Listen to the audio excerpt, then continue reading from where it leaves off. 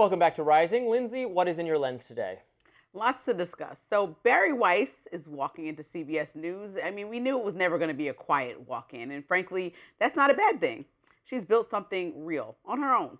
The free press didn't come from a legacy institution or a corporate safety net. It came from audience trust, curiosity, and a willingness to challenge orthodoxies. As a woman who's done that independently, that part of her resume is genuinely impressive to me. And CBS News, like every legacy newsroom, does need to evolve. Weiss acknowledged that head on at her first all-staff meeting, according to the New York Times. She told employees this week, quote, "We are not producing a product enough people want."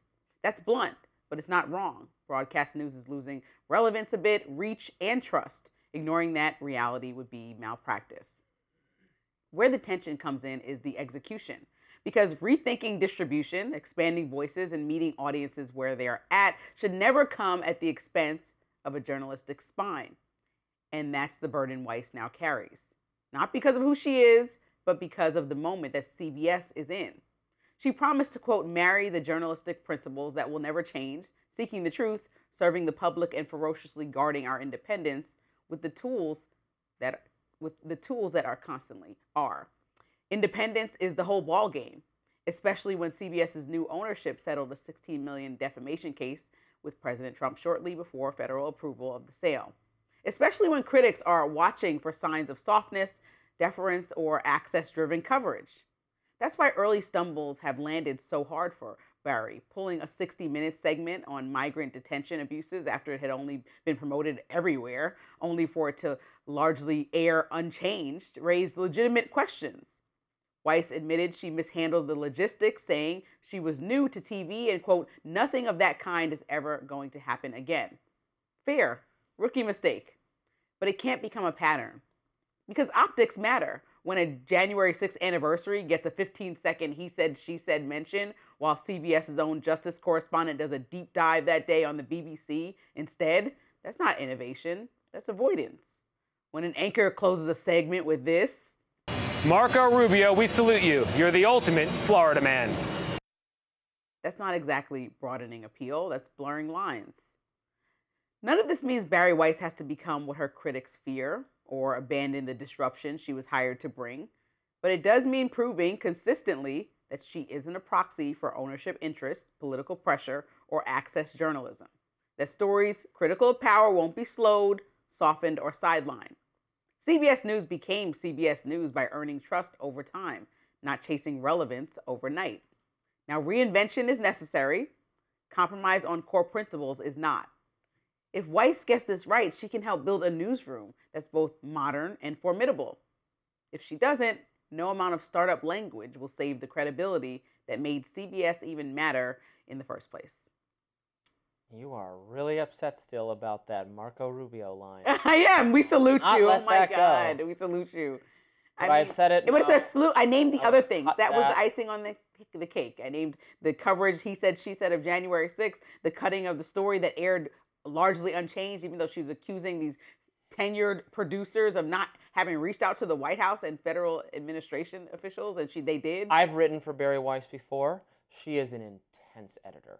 You have no idea how intense. There's a lot of people who don't want to write for her because she is so meticulous at what she does. She demands rewrites, even when you think you've given her exactly what she wants. She wants it done over again and again and again. People quit in frustration because she's that thorough. So I was not surprised in the least bit that she ordered some, even at the last minute's never good, but that she ordered another look at that segment, which aired and was fine. And nothing really changed. So why did she do that? That's what I mean. Because she's an editor. Flexing a muscle because... No, because she's a detail-oriented, intense editor.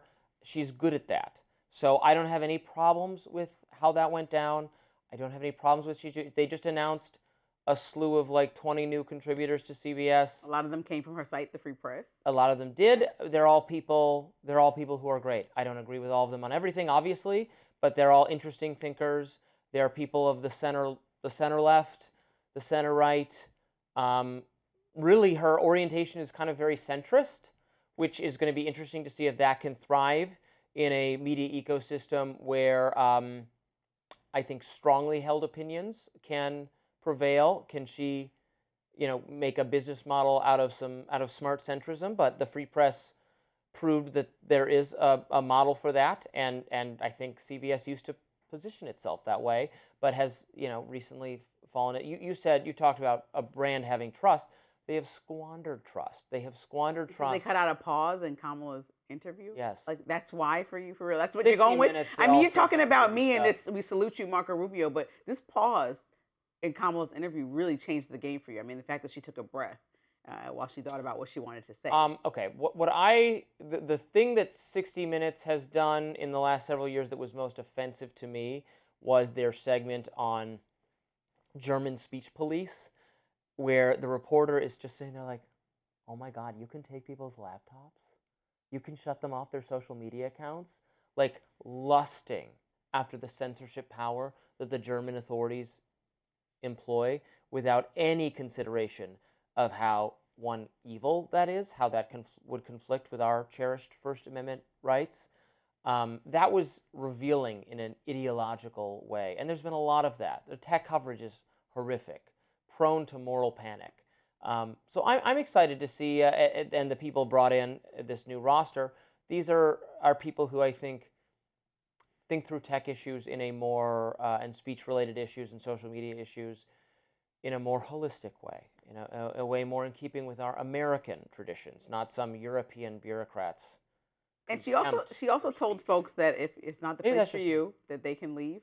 She did say that during the meeting. And I think that there has to be like a level of respect for the people that have been doing this, that are there even before she was born. And that doesn't mean that the grandparents need to run the newsroom. It means like you got to respect people's experience sometimes, and that they can bring information to you. Like so I lead a production company. I'm not the best editor in the world. I'm going to respect the editor's suggestions. I make the call, but I'm not just going to tell him what to do when he's been doing this for 20 years. Of course. So that's what I'm saying. There are people there that feel like condescended by her presence. And so I think this meeting might have been and this has come from reports that have come out. I think a meeting is a first step to actually acknowledge that you see and hear the people that have been working so hard. This isn't about the production. Yes, of course, the production team knows more about the news team, the researchers, this is about the reporters. The ideological content, the perspective. And there, she should just basically wholesale disregard the people who represent the old guard and the perspective. She's changing the perspective.